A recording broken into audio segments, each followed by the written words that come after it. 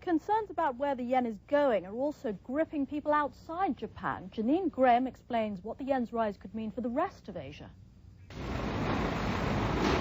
Lunchtime in Hong Kong, and for Rowena Yu, some window shopping. But that's all it'll be for now. I'll be still looking, but probably not buying. Rowena's problem, the rising yen. For economies like Hong Kong's, where currencies are tied to the US dollar, a higher yen makes Japanese goods more expensive and prices higher for consumers. Elsewhere, traders watch upward pressure on currencies that aren't linked to the US dollar, like the South Korean won and the Taiwan dollar. In those markets, some economists say expect deflation.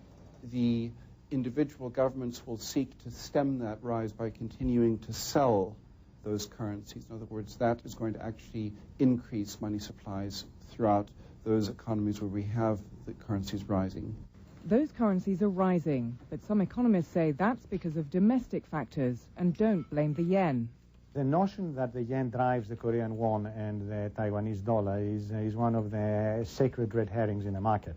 Both the Taiwanese dollar and the Korean won have been strengthening almost consistently since about April. Economists say don't look at the yen's impact on Asia, but on Japan itself. Over a third of Japanese exports go to Asia, a crescent that stretches from South Korea to India. This crescent absorbs about 35% of Japan's exports. That crescent sells about 11 to 12% of its exports to Japan.